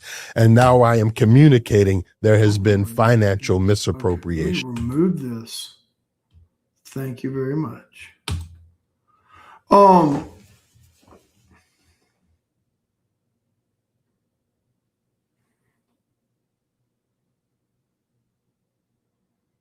Yeah, so that there was you know, Tim needs to talk to Jen and tell her to delete her stuff. Swap it out with a misappropriation funeral or something for me. Okay, I'm got to do some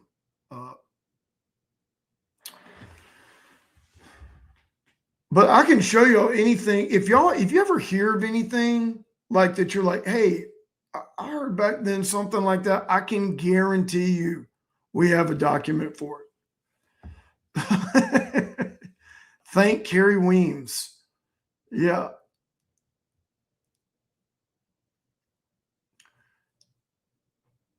Tim has never stood in the pulpit of Celebration and ever said, right, of course.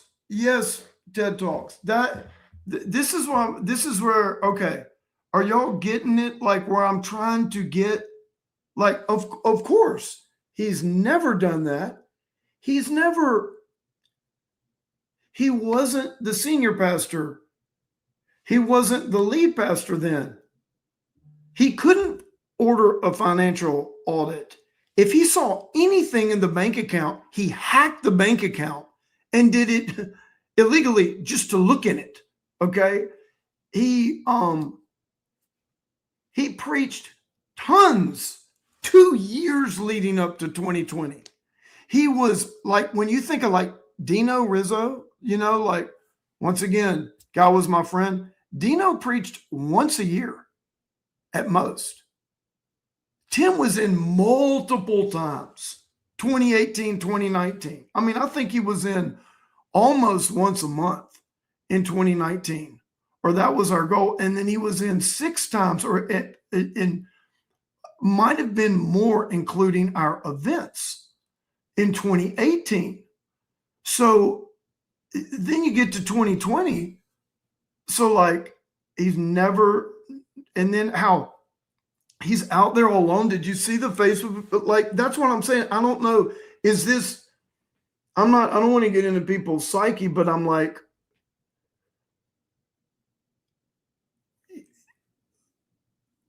you're just setting yourself up to be completely exposed as a complete fraud, con, liar. That's what I don't understand. Okay, that's it. That's what I don't understand. Like con men, a good fraud guy, you know, people like Tim. This isn't conning people. You just messed up. You lost your con edge. You're exposed. And this is like one of 50 things. And what I think is, I don't know about the other podcasts. I know a couple of those podcasters well enough. when they see this stuff and realize that they just let him use their platform and say some of that while he is in a lawsuit and things haven't all been thrown out and defamation is very much alive in other ways. And what those allegations are, Tim pulled them in. You just don't do that to other people, right? Like you don't do that to anybody. You don't go on a podcast and lie about things that could bring liability their way. You don't do that to people.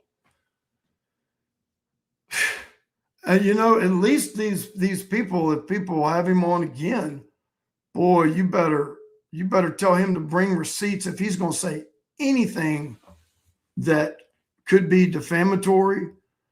All his defamation is new. Yes, brave and courageous people to do the right thing. There's so many to know the truth. And listen, this is what this could do. I'm telling you, if somebody knows, I'm going to focus on this email thing because that's where I think there's the most vulnerability. And I think more people have to know based on what I've heard. Okay. And now seeing what's in these, you'll see in these other interviews, he says things that don't make sense. They're completely unnecessary and they hurt him. And the only reason you would do that is you need to get some congruence, some ego congruence in the editing of your false reality. And I believe he says things in there that were part of those written threats. And I believe that Kristen R's reaction to, that's one of the ARC attorneys, who's also on that report. I believe that her and the other attorney's reaction to me wanting to depose her and wanting to get all the information to that email, I believe their reaction to that even makes me think it more. And with the evidence that we have, it could be one other person, but boy, it could be one other person involved, but I would bet, I think it's Tim. I think Tim used those things like the fraud that he is, and he milked those false emails, and it's all with all the other things. And what he should do, or what the attorney should do, this is what I'm saying, y'all. Listen, I know, okay. This is what I'm saying. When you have to scrub things and you won't show an email, like you won't, Kristen, where'd you get that email? How'd you get that? Why are you writing me back on this email? I know nothing about this email. How would you even get that email? That's a pretty, I'm sorry, I don't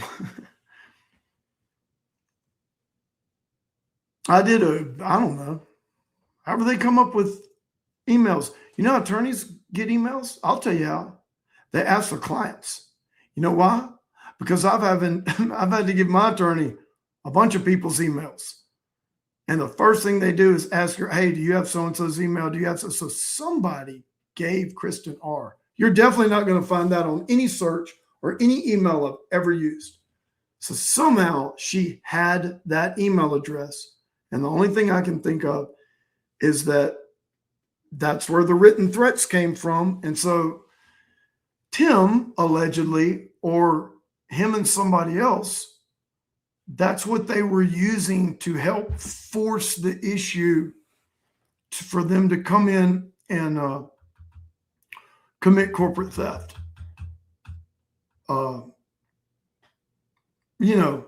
Which that's another thing we haven't even gone over, that the art of the steal. How, I mean, dude, they are providing a textbook to other churches, but you got to have attorneys willing to do the dirty things and the illegal things, to make it work. But if you can get a couple of people, and ban who's responsible, who has plenary authority, who is whatever you want to call them, president, CEO. If you can threaten him to the point, and he falls for it, like I did, of illegally banning him from the property for no reason, so you can quickly get in there and illegally change the bylaws. So that's when Celebration changed. When they illegally changed the bylaws and began to operate in them, I would say that's when the church changed to a criminal enterprise. And that truly was like, that was a different church. I'm not that institution. I'm not the, I'm not called to be over or under. They wanted to keep me under a criminal enterprise. So,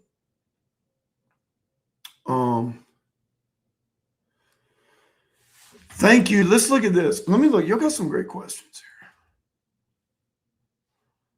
here.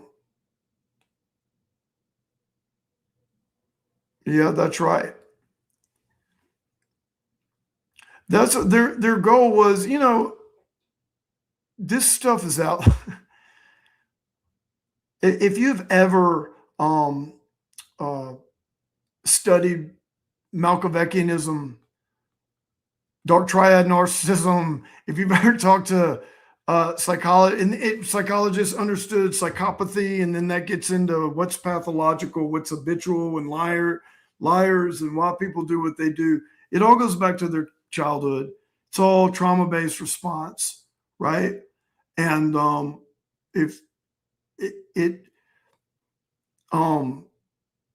this is not unique in the sense of people doing really insane things. And religion is a magnet for psychopathy. It's always been that way. And there are a lot of narcissists out there that to them image is everything, just like Tim. But there's a lot of narcissists out there. It's like there's so many now. You have to learn how to work with them, and but they're super charming, nice people, and all that. So sometimes it's almost like this. Sometimes some of these leaders, in these different arenas, that's that trait, it's never a good trait in the very minutest, but if we're way. However, if you learn how to work with it in certain people that are in certain leadership positions, you just have to have boundaries, and you have to know, I'm never working with them or on this, and this. And you have to know that if you have to work with them in some way, there's boundaries, and but you can, with that and with the distance, not close, you can have a non-destructive relationship. But man, with this is a different deal. So, but that's what they want. They want to erase history. They wanted, the whole plan was for me to, be dead, at least metaphorically. And I think I told you the time one of my attorneys, when he looked into everything that was going on, he said, I said, so what do you think? And he said, well, what I think is what's going on, what they're doing to y'all is, I would say this is what people do to other people when they're not going to shoot them. And at first I didn't get that, but then I got it. It's like, if they're not willing to shoot you dead, if they're not willing to assassinate you or try to set up a murder, this is what they do. And I thought that was some good insight. And they can't stop. They won't stop. They can't. That's what no one understands. We're not back looking. Oh, this case, like the case stuff, y'all, honestly, that's like the furthest thing. I mean, like what's actually in court, it's one of the furthest things from my mind. What's on my mind is what's happening now. Yes, what's happening. Looking back at those things to bring it into the now. Now is where the real stuff is happening. 2025, yay, up until this day. Oh my goodness. And that's where what we're interested, or where our biggest focus is getting the FBI to move and adjacent authorities. That's where our focus is, because there's a lot more going on than, psychopaths lying on social media.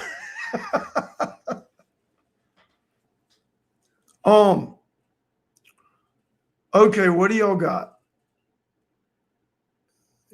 Yeah, replaceable. Just a few months after the takeover of the church, I called and requested a copy of the audit. Since I've been a tithing member for 22 years, they would not provide a copy. Yeah, instead let's see if that goes out. Oh, sorry, y'all. Now I'm really lost. What did I do? Oh, there we go. Yeah, let me get this. What's that? Yeah, they're like I have the 2020 audit.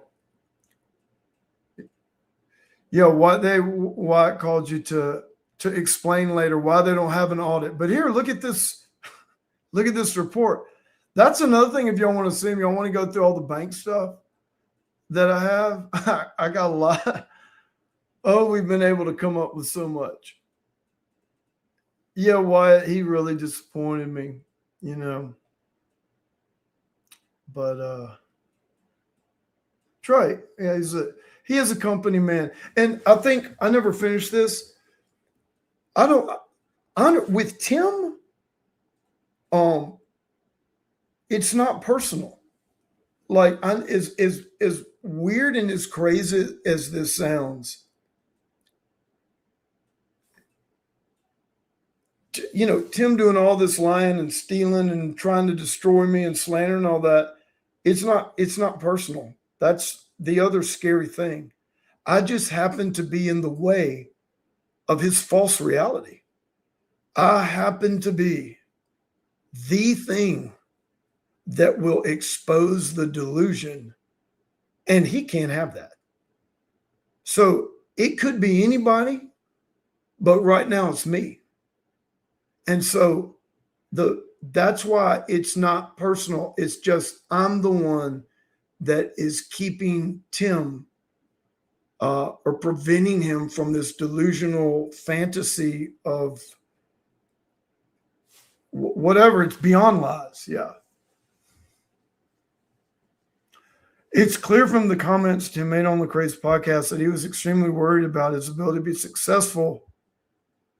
Okay, that's interesting.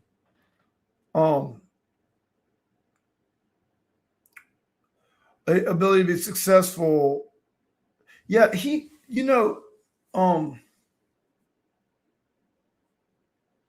that's what when I paused a while back, I was kind of like, not usually these people like, okay, well, they're just lying and lying, and they can't be comfortable with the truth. So they're constantly wrapping themselves in a lie. The truth terrifies them. So they're lying about everything. However, they're very image conscious and always want to present, they're the victim, they're the hero. They're never wrong. They're the savior, all of that, and so him concerned about his ability to be successful, he's going to wrap that in some type of victim narrative to get sympathy and all that, and then get then talk about how successful he is in his eyes. And so I would say this, the plan, right? I had to be the only thing I would say is, from what we have, the evidence that we have and how this started, I had to be destroyed from the beginning. There was never a scenario where I could survive with what they were planning. And you'll see some things in these other podcasts. They're just very interesting and concerning. And then with Tim, part of what I was wondering as we were processing this, like, why would he do that? Why would he? This is also verifiable and all that. And now I'm thinking, like, was he even there? Like, now I'm thinking, the whole thing, like how these type of people, they project whatever they were doing, they like project it on you. And so now I'm thinking, well, is it that mean? He's like, was Tim so not around he didn't see any of all this stuff? Am I just seeing him at meetings and thinking that he's engaging? I know that some of the executive staff was very disappointed and thought that he was just non-responsive. But I didn't think that means he wasn't around. I just thought maybe, he's not able to do it, not able to do what was required, which I would definitely say wasn't, but because he was scheming and stealing. But that's what I wonder now. Maybe he was never, in addition to that, maybe he wasn't around in 2020, because I just don't think you'd make yourself look that bad with these type of lies. Come up with some other lies that just aren't like, oh, let me just click this button and, here's 100 documented photos and other things that show what you're saying is a lie. And I have no idea why you try to pull off the 2020. Even the laying on a hand service was September 2021, and then if he's working, he's sent in by Art, that's what I believe. And then Chris and Ark are compromised. I think Ark's been surveilling people, or these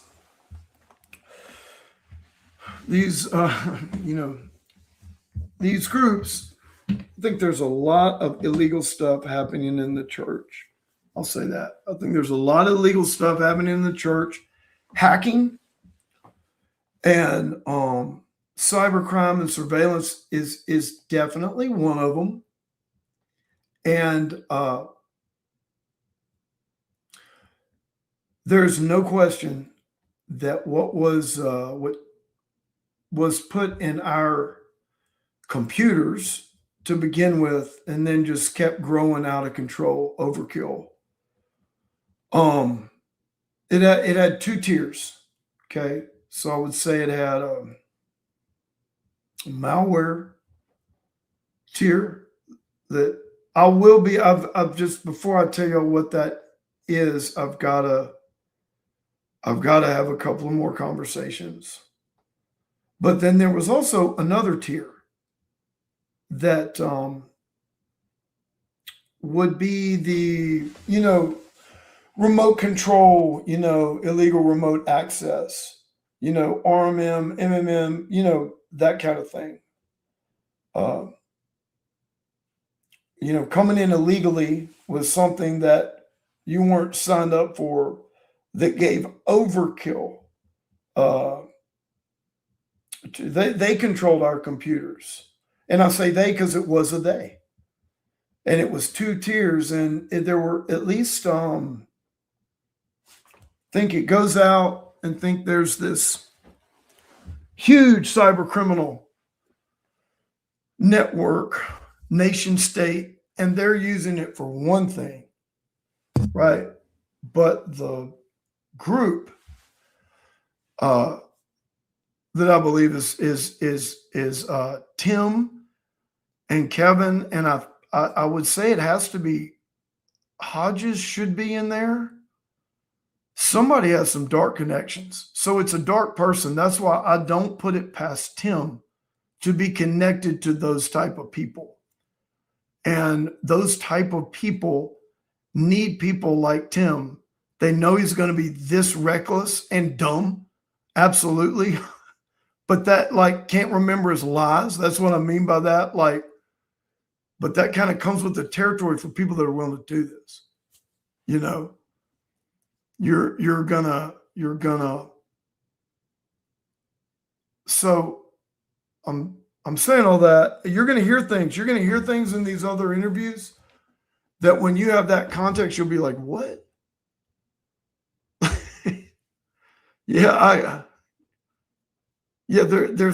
There's one interview where Tim talks about how they watched us for years and years and years.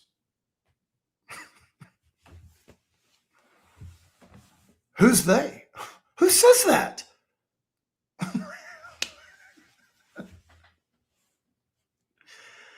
Oh, man. Okay. I can't see those questions anymore. Where did I go? Something's wrong with this screen here. Oh, here we go. I can't. Where did this go? Okay, if there's another question. Yeah, he comes to steal, kill, and destroy. So, y'all had some great comments in there. I hope that you guys have enjoyed this. I know it was kind of cumbersome. And hopefully I need to get these things in a slide format. And once again, if you hear anything out there, remember, just have them go look at the documents. Some of them are on this video. You can always send them to the Stovall and Kerri Weems Facebook. That'll refute 99% of it. But yeah, we've got a lot to go over here. And I'm looking forward. We need a couple of more things, but then I'm looking forward to seeing what these podcasters say. And I need y'all. I need your help. And we're here. When you watch the clips from these podcasts in this 30-day window, it's all here now. With the evidence we have, with what we know, with the cyber forensic evidence, with the, what would you call it? What they did in I guess it's still cyber forensic, all the new stuff. And this, it's all here right now. We can figure it out. The report, the Wedekind report that went in the paper, the Sidley Alston involvement. Yeah, the Nelson Mullins report. Wait, when you hear what he says here, and then you look at that report, and then I'll show y'all something you've probably never seen, which is the court. Their first response to an injunction we filed back in 2022. And you put all those together, and then you put their filings from the firm at Nelson Mullins, not Nelson Mullins, Raleigh, Scarborough, LLP, the firm at Nelson Mullins. So there's a lot to say. There's a lot of Sidley Alston, LLP. It's really bad. I mean, yeah. They shouldn't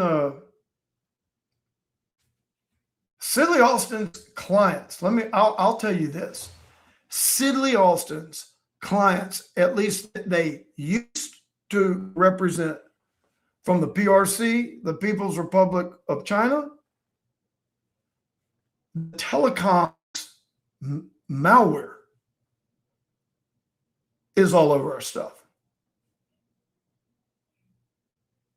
And Sidley Alston was all representing, working with all of those things until the DOD banned them.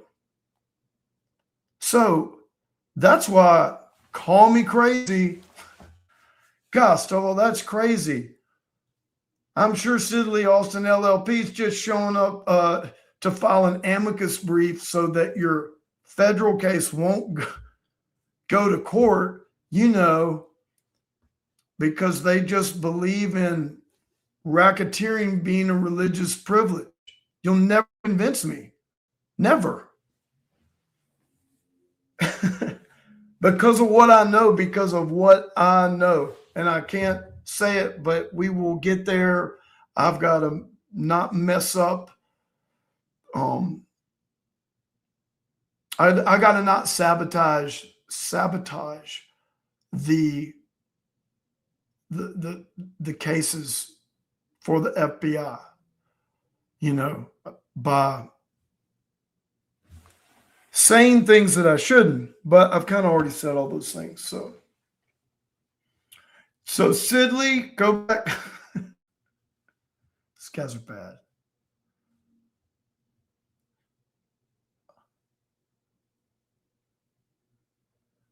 Yeah, they don't have an audit. They don't do audits. I was the only one that did audit. You guys saw the board report in September 2021 when I'm demanding a forensic audit.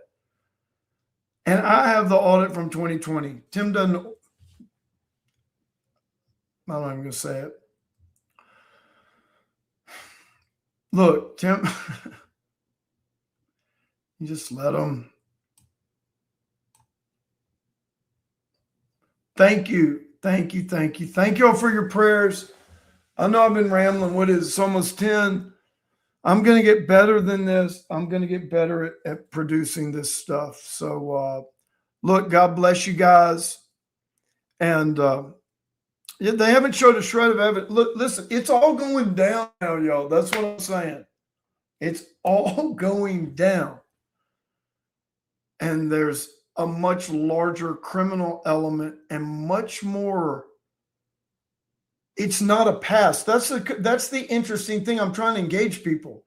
Ours, yes, there were these things in the past, an ecclesiastical abstention, and okay, there's 2 of these cases still in court. Those aren't even they're not the full case. And so right now it can be like, I think things are about to get crazy. And so we'll just, we'll see what the Lord does, We'll see what he does. So Father, in the name of Yeshua, thank you for my friends and family. Thank you for this time together, Lord, where we're following you. And Lord, you call us to bring light into darkness. We understand, Lord, all these people, Tim and Kevin and these art guys and some of these attorneys and whoever else, Lord, they're They're instruments.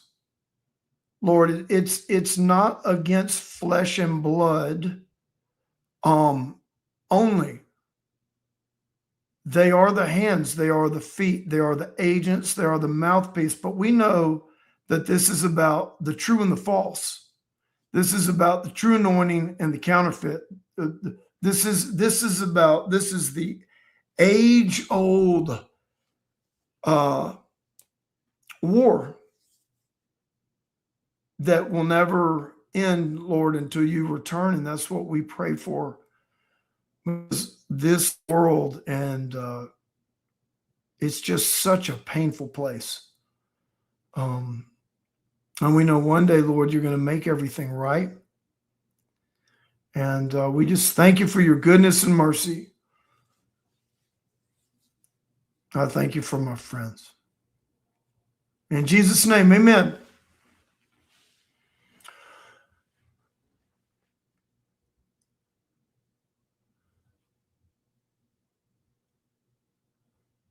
So, all right, God bless everybody. I'm just reading somebody else's comments. This is really good stuff. I need to let y'all.